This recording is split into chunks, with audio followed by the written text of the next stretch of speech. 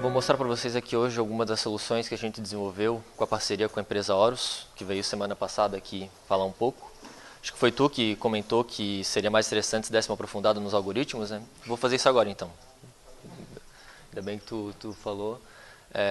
Não era o rapaz da Horus que esteve aqui falando, ele falou mais ou menos os problemas de agricultura de precisão que eles abordaram, mas obviamente ele não desceu nos algoritmos, até porque não era o sentido da palestra, ele não tinha tempo suficiente para isso, né? Então, como alguma das soluções foi feita em parceria com o nosso laboratório, eu vou entrar em detalhes mais algumas com vocês. A ideia é mostrar algumas soluções com as imagens deles, mais pé no chão, mais simples, um passo a passo. Então, eu vou explicar. Se alguém tiver alguma dúvida, pode me interromper no meio e perguntar alguma coisa, certo? Como ele semana passada estava aí falando mais ou menos o que a empresa fala, isso já me ajudou. Vai ficar mais fácil explicar essa parte inicial, que um dos ramos que a Horus atua e fornece serviço é na área de agricultura de precisão, que de forma resumida é basicamente aumentar a produtividade de alguma plantação usando alguma tecnologia. E a tecnologia que eles usam para fornecer essa agricultura de precisão é o imageamento aéreo usando os drones dele, né? Então, eles fabricam esses drones, esses veículos aéreos não tripulados, VANT que a gente chama. O drone tem uma câmera, ela sobrevoa a plantação, tira uma imagem da plantação inteira e essa imagem é interessante para o agricultor porque ele consegue, de uma forma boa, ter uma boa visão da plantação inteira e extrair informações úteis para ele gerenciar a plantação dele. Isso daqui é uma imagem de uma plantação de cana-de-açúcar. Algumas coisas que eu lembro que ele falou, o rapaz Horus falou semana passada, é que essas imagens elas não são uma imagem simples, então o drone não voa bastante alto e tira uma imagem da plantação inteira, né? Se fosse feito assim, a gente teria uma imagem como essa, sem muita resolução, que está muito longe, não dá para tirar tanta informação útil assim da plantação a essa distância. O que o drone na verdade faz, ele voa uma distância de 100, 150 metros. Dessa distância ele vai vendo, ele só consegue chegar a um pedaço da plantação, ele vai tirando várias e várias fotos enquanto ele sobrevoa. Depois o que é feito é esse processo que a gente chama de ortorretificação, que é mais ou menos parecido àquela função que tem no celular, função panorâmica. Vocês vão tirando a foto e arrastando e o celular vai ajustando uma foto no outro e faz uma grande foto da cena inteira, né? É mais ou menos isso. O drone vai tirando, vai voando, vai tirando várias fotos e depois é feito esse mosaico, encaixando uma foto na outra, a gente tem uma foto absurdamente grande da plantação inteira. Essa foto aí, se eu não me engano, tem 40, 50 mil pixels de altura e largura, é bastante grande, né? Cada um desses pedaços aqui de plantação a gente chama de talhão. Então nessa imagem aí a gente tem alguns talhões de cana-de-açúcar, que é um outro exemplo de uma outra imagem com vários talhões. E aqui eu tenho um zoom em um talhão específico para mostrar a quantidade de resolução que a gente consegue ter, né? Como está voando mais baixo, se eu tivesse com a foto aqui aberta no computador, eu poderia dar mais um ainda e chegar até mais perto dessa imagem e ver com mais precisão cada linha dessa plantação aí. Aqui é um outro talhão um outro talhão de cana-de-açúcar do outro. A imagem recortada a gente chama de ortomosaico, a imagem inteira com todos os talhões aparecendo ali. Esse é mais um talhão daquele ortomosaico. E dentre as informações úteis que para o agricultor que a gente pode tirar de uma imagem dessa, são várias na verdade, mas as que a gente tem no laboratório que tentou automatizar com visão computacional é a detecção daquelas linhas de plantio. Então deu para ver que as plantas são plantadas nesse padrão de linhas, e o mapeamento de plantas invasoras. A utilidade disso na detecção de linhas é que o agricultor pode, ao longo da plantação inteira, ele pode estar avaliando a quantidade de linhas que ele tem plantadas e ver quantos metros dessa linha, por exemplo, falhou, não cresceu direito, e ele tem uma estimativa da produção dele. Essa informação de linhas, como essas imagens são já referenciadas, então a gente sabe a posição de GPS para cada pixel da imagem, dá para alimentar o trator e ele consegue fazer a colheita de forma automatizada usando essa informação das linhas, que é interessante, que um motorista, se desviar um pouquinho, ele pode acabar amassando plantas do lado e diminuir a produtividade. Então é bastante útil ter essa informação, conseguir detectar essas linhas de forma automatizada. E mapear plantas invasoras é útil porque ao longo da plantação são feitas eles irrigam agrotóxico para eliminar essas plantas invasoras. elas são desagradáveis que elas competem por recursos do solo e diminui a produtividade também da plantação. Então, o que é feito, normalmente, eles passam agrotóxico na plantação inteira, mesmo tendo plantas invasoras só em alguns pedaços. Então, se a gente consegue mapear e dizer para o trator exatamente onde que tem essas plantas invasoras, ele pode soltar agrotóxico solar, menos custo para o agricultor, menos agrotóxico na comida que a gente come. Certo? Aqui um zoom maior naquele talhão de cana-de-açúcar, e aqui seria mais ou menos um resultado esperado para detectar as linhas de plantio. Essa aqui é uma visão desse mesmo talhão, só que mais de longe. Isso aqui é um spoiler de um resultado que eu vou mostrar que a gente alcança mais para frente, então tem algumas falhas, alguns efeitos. Isso daqui é um zoom também naquele outro talhão de cana-de-açúcar e para mostrar alguns exemplos de plantas invasoras. Essa planta mais clara ali em cima é a cana-de-açúcar, está sendo cultivada, e esse verde mais escuro, essas plantas mais redondas são, não sei exatamente que espécie de planta é, mas não é a planta que está sendo cultivada, não é cana-de-açúcar. Então ela está ali, não se deseja que ela está ali, né? Invasora. E isso aqui seria mais ou menos o resultado que se esperaria. Seria segmentar a imagem nessas três classes. Aí eu escolhi verde para representar as plantas, vermelho o chão e amarelo as daninhas. A daninha é planta invasora, né? O que eu vou mostrar aqui hoje para vocês basicamente é algumas soluções que a gente encontrou na literatura para esses dois problemas e como que a gente atacou aqui no laboratório esses dois problemas. Eu vou começar com a linha de plantio. Então, algumas das soluções são bastante simples, vai usar coisas que a gente aprendeu aqui na disciplina, threshold, Huff, que o professor passou hoje, por exemplo. E para a linha de plantio específico, eu vou depois passar o método que a gente usou aqui no laboratório, que é um pouquinho mais elaborado de leve, assim. Então, eu lembro que na semana passada, o rapaz da Horus, ele falou alguma coisa sobre índices de vegetação, que usavam bastante nas imagens dele, só que ele não explicou bem o que é. E praticamente todas as soluções, tanto para detectar as linhas quanto para mapear as plantas invasoras, usam esse tipo de índice, então eu vou dar uma explicada. Uma coisa bastante boba, na verdade, isso aqui é uma imagem que eu tirei de um artigo, e eu lembrei agora que eu não botei as referências. Se quem quiser as referências de quais artigos eu tirei as imagens, me pede depois que eu passo. A imagem capturada, ela tem normalmente 3 canais, o RG e o B. Às vezes tem um quarto de infravermelho, dependendo da câmera que é utilizada, né? Mas o que o índice faz, na verdade, é uma conta bem bobinha, usando os canais da imagem, o RG e o B, ou o RGB e o infravermelho se tiver, para gerar uma imagem com um canal só, normalmente ele está tentando capturar o quão verde é aquele pixel. Então, calcular o índice de vegetação de uma imagem é basicamente para cada pixel, tu faz uma continha boba, que tem alguns exemplos de alguns índices, com aqueles canais, e vai gerar uma imagem em tom cinza. Um cinza que tem um canal só, né? Então, o índice mais usado na maioria dos artigos é esse daqui, o Excess Green Index, EXG, que é uma conta boba, pega o canal verde, multiplica por 2, subtrai o vermelho, subtrai o azul. E aí gera uma imagem de intensidade dessa daqui. Normalmente eles usam esses índices para separar na imagem o que é a planta, o que é o solo, ou o background da imagem. Então aqui nesse artigo o autor estava tentando argumentar que esse índice aqui que ele estava falando era melhor que os outros, que é calcular o índice de verde, o índice de vermelho, subtrair os dois, e aqui ele faz um threshold bobo e chega nesse resultado. E aqui ele compara com outros índices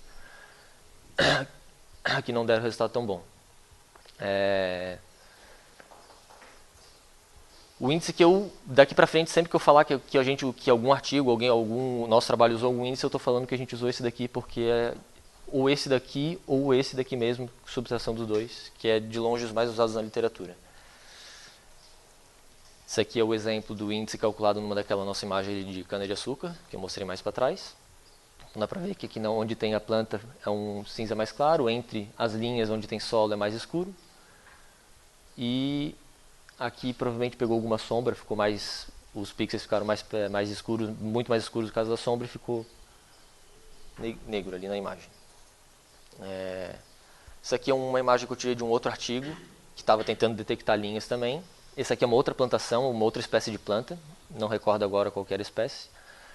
E tudo que ele fez para chegar nisso aí foi calcular o índice de vegetação e aplicar um threshold. Dá para ver aqui que na imagem dele também tem um monte de planta invasora para atrapalhar o processo. Então, o passo a passo simples, bobo, calcular o índice de vegetação e aplicar um threshold, que são duas coisas bastante bobas, já conseguiu simplificar a imagem até esse ponto. Eu não lembro, eu não sei se se o professor chegou a ensinar o que é o threshold de Jotsu para eles. Passou? Então, maravilha, eu não preciso perder tempo explicando isso aqui. Sempre que se usa na literatura, alguém usa um threshold, é sempre o threshold de Jotsu para gerar o resultado. Esse resultado aqui foi um threshold de Jotsu. Nesse mesmo artigo, o que eles fizeram depois para detectar as linhas com aquela imagem binarizada, eles pegavam um ponto central da imagem e iam testando várias e várias orientações, e usando o espaço de Huff, eles viam qual era a direção que apresentava a maior resposta. Com isso, eles tinham a orientação das linhas, para saber como todas as linhas são paralelas a ser a mesma orientação, e usando essa orientação depois, ele passa uma reta com aquela orientação transladando pela imagem e vai anotando onde tem a maior resposta para detectar onde é que está cada linha. E aí ele consegue. Uma desvantagem de usar o Huff e essa estratégia considerando as linhas paralelas com uma orientação reta é que, como deu para ver em alguns ortomosaicos que eu mostrei para trás, as plantações às vezes elas têm uma forma curvada, né? Por causa do relevo e onde está plantado e tudo mais. Então, para essa solução, que eles têm que fazer um janelamento. Eles pegam a imagem, recortam em vários quadrantes, na esperança de que, olhando bastante de perto a plantação que é curvada, pareça uma reta, olhando naquela distância, né? Então, para cada pedaço da imagem, eles aplicam esse mesmo algoritmo e depois juntam tudo e detectam as linhas assim. Normalmente, o resultado fica bastante depredado na hora que tu junta esses pedaços da imagem, porque muda a orientação de forma brusca e aí tu tens duas linhas retas que não fica suave a curvatura da linha de plantio, né? Aqui eu tenho uma foto de um outro artigo que é de um... Como é que é o nome do caju? Que isso era do laboratório Daniel Abdallah. Isso, aqui o método dele é um pouco mais simples, inclusive. Ele aplicou um índice de vegetação, threshold de outros, morfologias básicas, acho que é abertura e erosão, se eu não me engano. Aplicou um algoritmo de thinning, calcula o esqueleto dos objetos aqui na imagem, e aplicou Huff de retas simples, e aqui estão as retas que ele detectou. Mesma coisa, ele teve que fazer um janelamento, né, para lidar com a curvatura da plantação. E a maioria dos artigos na literatura que tentam detectar as linhas é alguma coisa nessa estratégia. Índice, uma binarização e alguma coisa com alguma estratégia usando transformada de Huff para detectar as linhas. Como que a gente atacou o problema aqui no laboratório? A gente fez um pouco diferente. Para não precisar fazer o janelamento da imagem, o que a gente fez foi uma estratégia de tentar realçar as linhas de plantio de uma forma global, de forma que o threshold já deixasse as linhas destacadas de forma mais bem feita e não precisasse usar a transformada de Huff. Então a gente, da mesma forma, faz um índice de vegetação e aplica um threshold, mas antes disso a gente vai tentar realçar as linhas de plantio usando um filtro de Gabor que eu vou mostrar mais para frente. Para usar o filtro de Gabor a gente precisa de uma orientação. Vou explicar mais direitinho, mas para calcular a orientação das linhas de plantio em cada pixel da imagem, a gente usa uma coisa que é o gradiente da imagem. Você não passou, acho que ia calcular o gradiente da imagem, né? Não diretamente, só de forma implícita. O gradiente da imagem nada mais é que, dado um pixel da imagem, o gradiente vai apontar para onde aponta a variação da imagem naquele pixel. Então, aqui tem um exemplo de uma imagem com os gradientes apontando para onde está a variação. Todo mundo consegue enxergar essa imagem como se fosse um gráfico tridimensional, x, y, e quanto mais claro o pixel, mais alto na coordenada, no eixo z está a imagem? Seria algo mais ou menos assim. O gradiente da imagem, num dado pixel, nada mais é do que o gradiente dessa função aqui. Seria mais ou menos se eu largasse uma bolinha nesse negócio aqui para a direção que a bolinha vai cair. Quem entende uma linguagem matemática é o gradiente da função naquele ponto mesmo, né? Derivados e tudo mais. Isso daqui é o que acontece quando a gente calcula o gradiente na imagem da nossa plantação. É o gradiente, a direção do gradiente rotacionada em 90 graus, né? Que o gradiente, na verdade, ficaria perpendicular às linhas de plantação, né? Então, a intensidade na imagem aqui sobe e desce conforme tu sobe a linha de plantio e volta para o solo. Então, o gradiente da imagem consegue capturar bem a orientação aqui do talhão, né? E o que a gente faz com essa orientação em cada pixel? A gente aplica um filtro específico que o nome é filtro de Gabor. Eles têm mais ou menos essa cara aqui, os filtros de Gabor, e para entender eles é bom, eu gosto de visualizar eles da mesma forma, né? Ver o filtro como se ele fosse um gráfico tridimensional, e ele seria mais ou menos isso daqui. A fórmula do filtro de Gabor ele é bastante simples, é uma senoidal, visto aqui em uma dimensão, né? Um gráfico de um seno multiplicado por uma gaussiana. Então, tu tens um seno que vai oscilando e conforme passa se afasta da média da gaussiana, vai diminuindo, vai amortizando a oscilação. Num espaço bidimensional ficaria mais ou menos isso. Os parâmetros dessas duas funções, da senoide e da gaussiana, a gente pode modificar a frequência dessa oscilação, a amplitude da gaussiana e, no caso do Gabor, que é bidimensional, a gente pode rotacionar a orientação dessa oscilação. Então, a gente consegue gerar vários e vários filtros de Gabor com diferentes orientações e diferentes frequências para se ajustar à aplicação que tu precisa. Então, o que a gente faz? A gente pega... eu notei que o professor explicou já em aulas passadas o que é uma convolução, não vou precisar explicar, né? Como é que aplica esse filtro de Gabor na imagem. Mas se eu aplicar o filtro de Gabor numa imagem dessa, por exemplo, e em vez de pegar um filtro e passar na imagem inteira, eu vou aplicar um filtro em cada pixel usando a orientação que o gradiente da imagem me deu. Então, eu mostrei mais cedo, uns slides atrás, o gradiente da imagem para cada pixel. E eu vou fazer essa convolução customizada, vamos dizer assim. Para cada pixel eu vou aplicar um filtro diferente baseado na orientação que o gradiente me deu. Eu vou ter mais ou menos isso daqui. Né? E aí um threshold nisso aqui é muito fácil. Um threshold de outro simplesmente já vai dar a imagem binarizada com as linhas. Aplico um algoritmo de esqueletização, de thinning, e eu tenho a linha de plantio. Aqui eu vou mostrar o resultado no talhão inteiro mais de longe. Então teve isso daqui. Em alguns lugares ele acaba falhando. Às vezes tem um buraco na linha de plantação, uma planta não cresce, uma planta acaba crescendo um pouco torta, vai para o lado, gruda na linha do lado e dá essas imperfeições. Né? Aí, mais para frente, o que a gente faz é tratar essas imperfeições caso a caso. Né?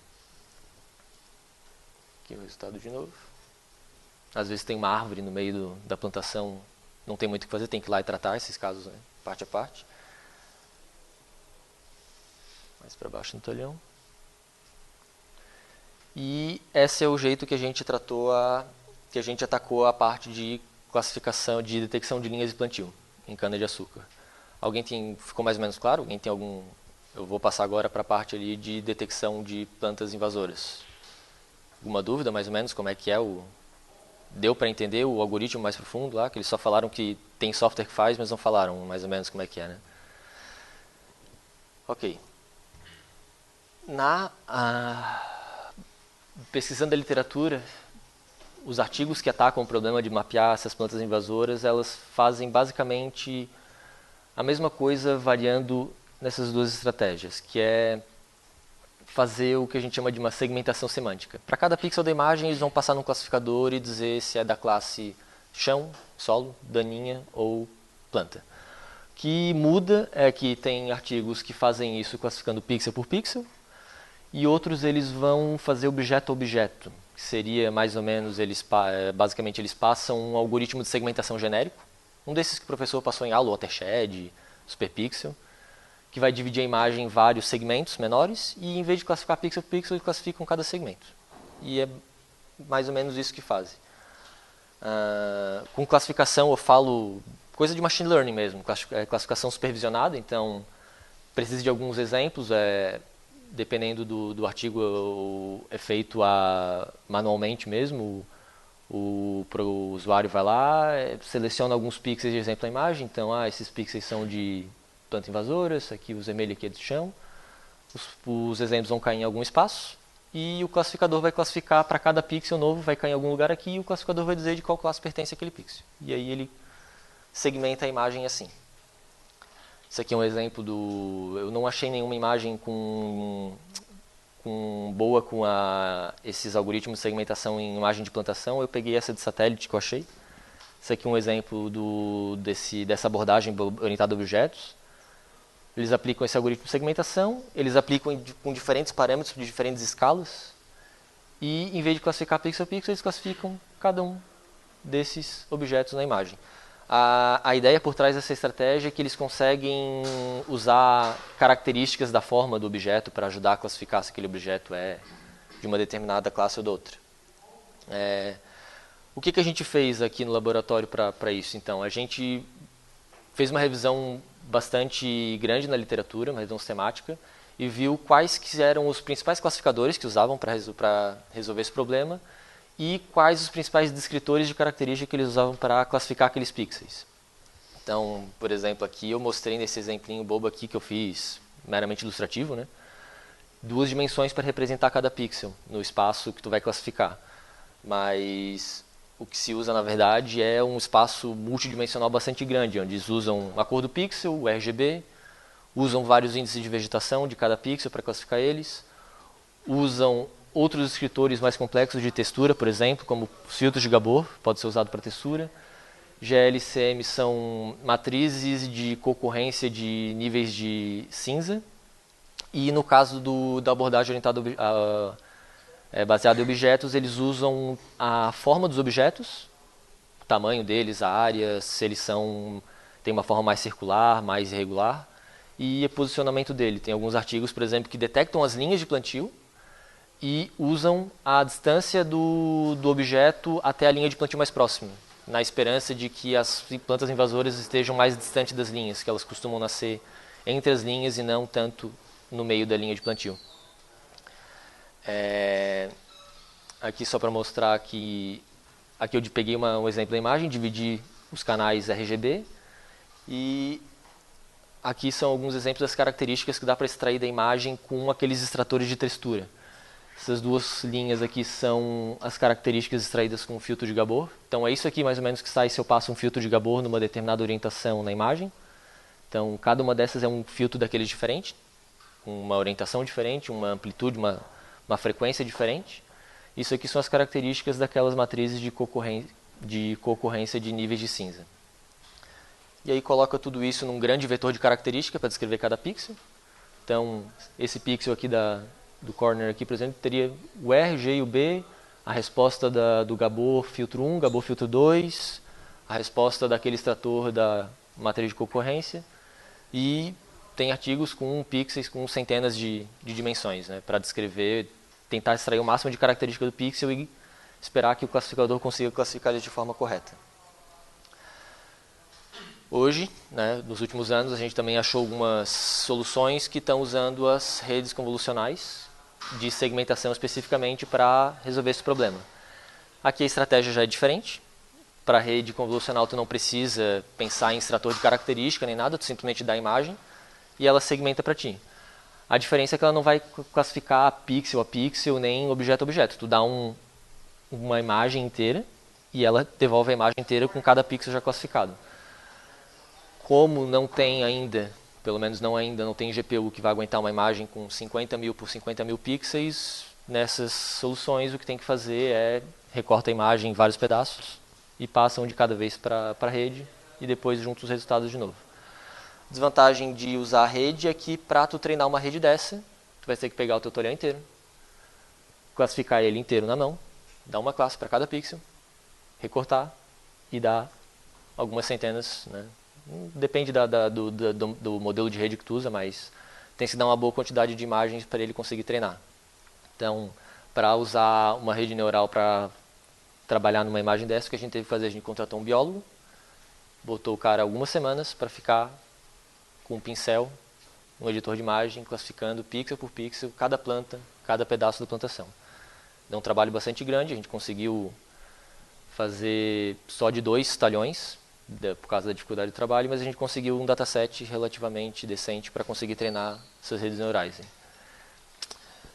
E aí o que a gente fez foi Para achar uma boa solução, a gente pegou todos aqueles classificadores, todos aqueles extratores de características e alguns modelos de rede neural que estavam sendo bastante citados e comparou todos eles para ver qual que dava o melhor resultado.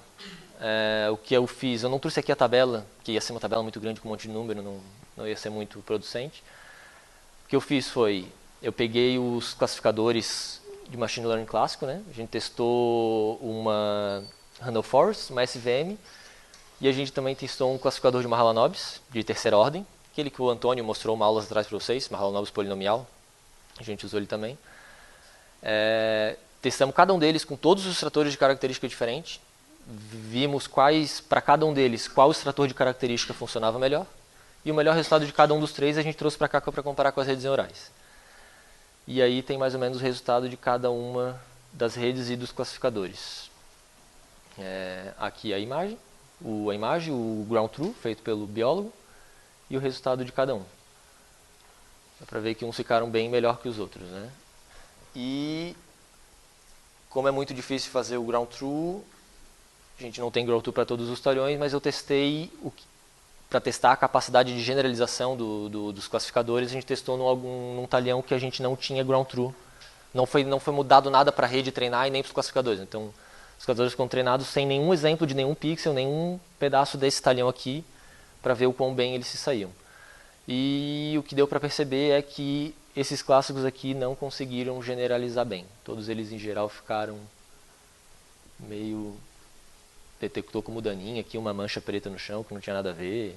Não ficaram bons. As redes que melhor conseguiram generalizar foi, se eu não me engano, foi a PSP e a SegNet. Isso aqui. Conseguiram mais ou menos pegar as daninhas ali. No talhão onde a gente treinou, de fato, os classificadores, eles não ficaram com resultado ruim.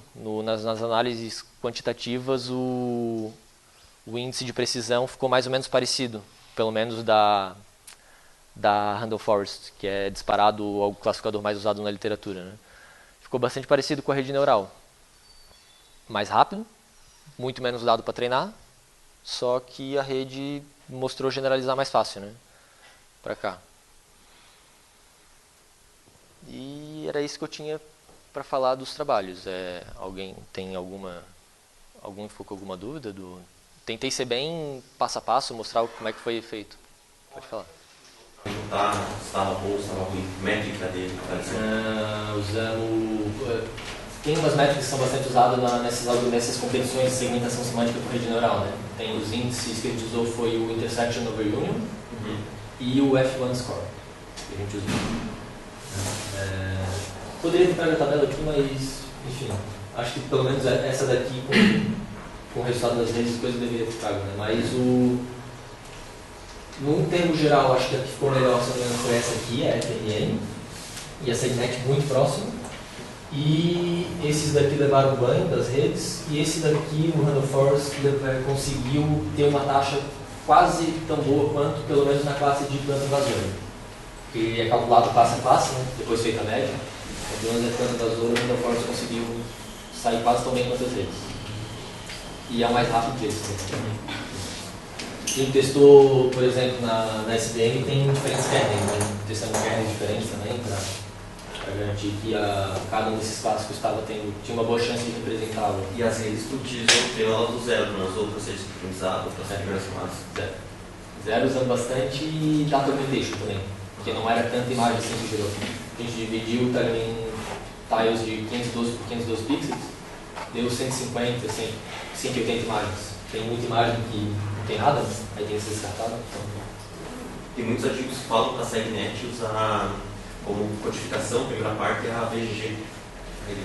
Só que o que está treinado tem um dataset muito diferente, né? Sim. O ImageNet, coisa assim. Se tivesse, na época a gente não sabia, tem dataset de imagem de satélite, né? Mas talvez usar um transfer learning numa rede que foi treinada com esse dataset, talvez daria melhor, uma coisa que daria para testar ainda. Alguém colocou alguma curiosidade, algum detalhezinho, um comentário, como é que foi implementado ali, pessoal? O estudo foi todo feito considerando o cana-de-açúcar. As nossas imagens eram só de cana-de-açúcar, mas na literatura varia. Cara, tem artigo de trigo, artigo de milho,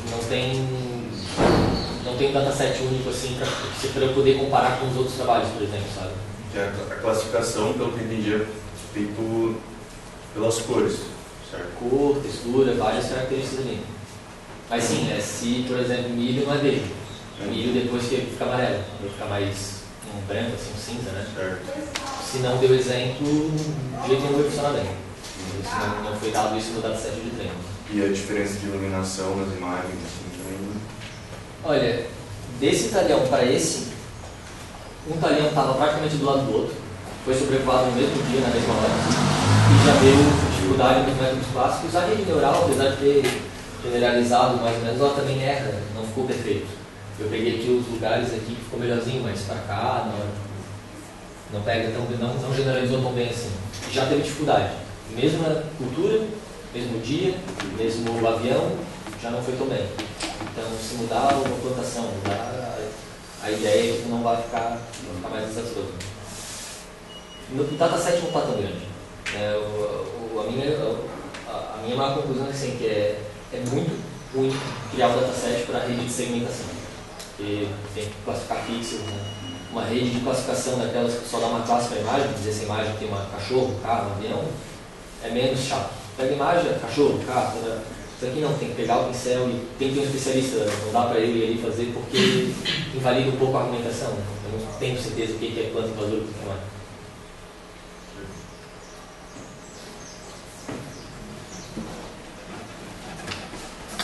Vocês publicaram esse dataset para a pessoa utilizar? Estamos com alguns artigos escritos com esses resultados. Não o resultado, o dataset. Com o artigo a gente está disponibilizando o link do dataset ali que está... Então, o dataset está no site do Mapix, os dois datasets. Porque ele está público, vamos publicar o link. para a pessoa poder usar para treinar mais. Está assim. E quantas imagens são? Quantas imagens gerou? Não, quantas imagens você usou para treinar? A gente usou só esse talhão aqui para treinar as redes. E como a gente teve que dividir ele em várias coisas, deu 100, acho que era 160 alguma coisa. Isso. Mas daí data augmentation ajuda um pouco a conseguir fazer a rede convergir. Porque assim, na verdade, deu essa quantidade de imagens porque nós decidimos usar uma imagem de treino de 512 por 512. Nós podemos ter feito um ladrilhamento, né, em imagens menores. Você vê, o ImageNet usa, por exemplo, imagens 224 por 224. Né? Porque, na verdade, assim, o que a gente fez, a nossa implementação de rede neural, usar 512 por 512 estava bem bom. Então, nós resolvemos usar essa resolução, e, inclusive para a gente capturar melhor a textura das imagens, da folha de cana, etc. E também a textura do capim, né? A erva daninha, em geral, é uma gramínea também, tem folha longa, do mesmo jeito que a cana, mas a gente tem que capturar que é uma folha bem mais fina. Então, é uma coisa relativamente complexa da gente fazer. Por isso, nós decidimos pegar essas imagens de alta resolução para fazer o treino, e não reduzir ainda mais para 224 ou 128. Agora que assim, mais que a rede neural deu um resultado bom bastante perto, quando a gente vai processar depois e juntar o resultado, se tu olhar na intersecção dos tiles, dá para ver que a rede não encaixa tão bem. Na beirada ela se perde um pouco. Então, se eu reduzisse ainda mais o tamanho dos pisos, eu teria ainda mais dessas fronteiras que dariam mais erros no resultado final. Quanto ao processamento das todas esses pedaços de detalhe, seria possível fazer sobreposição entre os pedaços que vocês imaginavam? Por exemplo, 512, 512, e entre eles uma superposição de eu ia falar uma outra ideia para gerar mais imagem de treino, né? O que a gente recortou foi 512 sem... pode ir botando, pode ir, eu posso fazer 512 e dar passos de 30 pixels para o lado e eu tenho um dataset muito maior, com sobreposição, né? Na época eu não tinha tido essa ideia, por isso que a gente não fez, né? Mas tu perguntou do tempo para processar também, né? Tem esse dado no artigo, só que eu não lembro agora de cabeça. Mas... É o tempo de classificação, tu diz o tempo de geração, o tempo de classificação. Classificação, depois de treinar. Eu acho que assim, a rede das redes anais dentro acho que foi em segundos, assim. 4 segundos por imagem. por hectare inteiro? Não, por piso. Por piso. Pisinho. Mas a mais rápida é tipo 1 segundo, meio segundo. Às vezes. Tá no artigo, tem um gráfico que consegue, mas agora não lembro de cabeça. Já permitido também, dá para fazer isso? As redes, em geral, em classificação, eram mais lentas que os clássicos, com exceção desse aqui. Esse aqui era bastante demorado. Mas a SVN e a Random Forest são muito mais rápidos. Desculpa ali, por que foi usado o tamanho de 512 por 512? Foi só por causa da representatividade que tinha a imagem? É um número que é interessante para não ser tão grande, para não sobrecarregar. Vai ter um máximo que eu vou conseguir com a memória da placa de vídeo, né? E se eu botar um número muito pequeno, eu vou aumentar o número desses tiles e vai ter mais dessas fronteiras entre os tiles. E nas fronteiras acaba acontecendo mais erro. Então, se eu fizesse a imagem de 100%, eu teria, sabe, vários desses erros na fronteira. Se eu dividisse a imagem só em 4 pedacinhos, eu teria só 4 fronteiras. Né? 512 foi um número ali no meio que a gente achou bom. E a tua rede, tu testou a rede totalmente convolucional só? Como assim? Porque assim, existem as redes totalmente convolucionais que só usa camada convolucional, né? Uhum. E aí tu pode, por exemplo, pegar imagens menores, mas depois dar o reshape na rede, porque como é só convolucional, tu pode treinar com imagens menores, sei lá, 64, por exemplo, e depois tu dá um reshape na rede para tu entrar com a imagem 512 ou a tua imagem inteira, sabe? Porque como é convolucional, a convolução só vai ser localmente, então quando tu dá esse reshape, tu pode entrar com uma imagem de N tamanho que vai sair uma imagem do tamanho da mesma da entrada, sabe? Tem um artigo interessante sobre isso, e aí usa essa estratégia de... Dar reshape na rede mesmo. Na rede nos mesmo. pesos e nas camadas de convolução. Isso, da reshape. Eu não tinha ouvido falar disso. Esse que eu uso bastante e funciona muito bem, assim. Entendi. Então eu reduzo bastante, aumento o dataset, né? Uhum. E aí quando tu dá o reshape ali, tu fica melhor. Eu, por exemplo, uso bastante porque... Mas a ideia daí seria, então, treinar uma rede com uma entrada de 64 por 64, por exemplo. Isso. Recorto o meu dataset em 64 por 64. Isso. Né? Uma porrada de imagem. Isso. E depois eu vou dar reshape na rede. Isso. E aí eu recorto o dataset 512 para mandar para dentro. Pode ser, ou boto... Mas aí não corre o risco da rede, ela tá viciada a ver, ela vai estar acostumada a receber como entrada um pedacinho pequeno, com 3 plantas, porque o pedaço é pequeno. E de repente, quando eu vou usar ela, eu estou dando um pedaço com uma quantidade grande de plantas. Sim, aí tu vai ter que fazer a análise ali de qual tamanho, um tamanho menor ótimo para tu pegar aquela representatividade ali, né?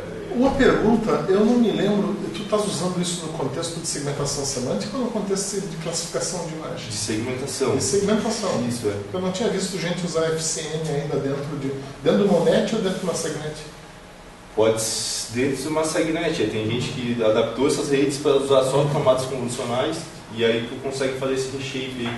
Tem exemplos, até do Keras também, tem artigos que falam sobre isso. Se quiser, depois eu passo. Tem um código lá que faz um reshapezinho lá. Afinal, a rede vira só um bloco convolucional gigante. Isso. Alguns desses modelos não importa só convolucional. Tu treinar, não importa, só faz o reshape lá, cara. Pode entrar com 1000 por 1000, sei lá. Eu vi isso também já. Que o filtro, ela vem o filtro, né? Isso mesmo. É um negócio interessante, de repente, para testar. Entendi. Bom, gente, é isso. Acabamos tendo também a discussão. Mais alguma pergunta? Acho que a gente pode finalizar. Deixa eu ir lá para frente.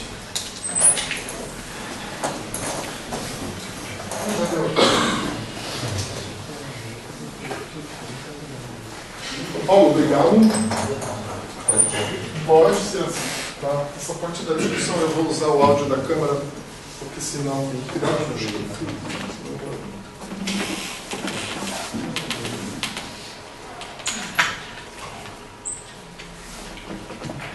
Senão a gente não escuta as perguntas, só escuta as suas respostas.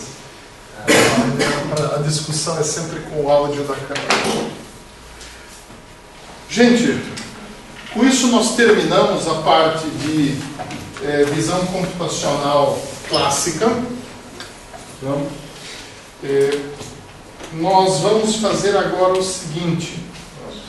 Hoje não vai dar mais tempo, então na semana que vem nós vamos ter uma aula exclusivamente para a gente definir as equipes e os temas de trabalho. Tá? E aí depois a gente tem um pequeno recesso e depois nós vamos para a segunda parte da disciplina, onde a gente vai ver toda essa problemática usando redes neurais convolucionais. Tá? Eu vou dar uma introdução a redes neurais convolucionais e depois eu vou pegar e dar aulas específicas sobre diferentes modelos do ponto de vista de aplicação. A gente vai falar de classificação de imagens, a gente vai falar de detecção de objetos, a gente vai falar de segmentação semântica, e dentro de cada um desses tópicos nós vamos ver diferentes modelos de redes, diferentes filosofias da gente trabalhar. Tá? Nós vamos aproveitar também, a gente vai trazer mais uma palestra, que é do Luiz Eduardo Ramos, que fez o doutorado dele usando redes neurais para segmentação semântica de microfósseis. É uma coisa usada na área de prospecção de petróleo. Você olha a composição de fósseis dentro de uma rocha carbonática sedimentar no fundo do oceano, e com isso você tem uma ideia de se aquilo é uma área boa ou ruim para você continuar prospectando petróleo. É um trabalho difícil, feito em cima de microtomografia, e automatizar esse processo é muito interessante. Então é uma aplicação bem diferente. O Luiz vai falar disso, é o doutorado dele, aqui junto com o pessoal da ciência dos materiais, no projeto da Petrobras. Tá? A ideia sempre é trazer alguém como hoje. Eu trouxe o Paulo. O trabalho do Paulo é um trabalho multifacetado. Ele trabalhou bastante na área clássica, mas a gente comparou esses resultados com segmentação semântica. Existe mais um conjunto de resultados que foram produzidos entremente com outros modelos de rede que não estão nessa apresentação dele, mas eles vão mais ou menos na mesma linha. Tá? A ideia, inclusive, é vocês verem como é que isso se comporta. A visão computacional clássica, como ele mostrou, quando a gente tem um conjunto de requisitos muito específico, a gente tem uma aquisição de imagens relativamente controlada, às vezes ela apresenta vantagens em relação à rede neural convolucional. Ali, por exemplo, vocês viram um método para a gente chegar nas linhas de plantio de uma maneira muito elegante e com pouco processamento. A hora que a gente vai segmentar a imagem inteira, para a gente separar erva daninha de cultivar, aí a coisa fica mais complexa, a rede neural passa a ter vantagens em relação a métodos clássicos. Isso é uma coisa que a gente vai discutir lá no final da aula, que vocês mesmos também provavelmente vão perceber nos trabalhos de vocês. Alguns de vocês vão ter mais sucesso com métodos clássicos, outros de vocês vão ter mais sucesso com métodos usando redes neurais convolucionais. O que eu quero que vocês façam para a aula que vem? Uma grande parte de vocês já disponibilizou temas, então sabe o que quer fazer. Uma outra parte de vocês não tem temas. Eu sugeri vocês procurarem pessoas para formarem equipes. O que eu quero que vocês façam até a semana que vem é terem procurado alguém daqui. Vocês podem usar o fórum da disciplina para isso. Tá? Para a gente sentar aqui na semana que vem e passar os temas, definir a equipe de cada tema, tá? E inclusive discutir sob a ótica de eu vou tentar resolver isso com visão computacional clássica, qual é o caminho que você poderia seguir para fazer um experimento em cima disso. Tá? A ideia é que a gente possa sair da aula da semana que vem, todo mundo tendo mais ou menos um norte. Tá? Eu espero que quem ofereceu o tema já tenha percebido que caminho é possível seguir com as aulas que nós fizemos até agora. Tá? A gente apresentou toda uma paleta de métodos, existe mais coisa. A visão computacional é uma área grande, então eu não falei de tudo que existe. Tá? Vai ter mais coisas ainda que não estão nessa lista de assuntos que a gente viu nas aulas, mas que a gente pode abordar ao discutir os temas de cada um de vocês. Tá? Então é isso. Perguntas? Então terminamos.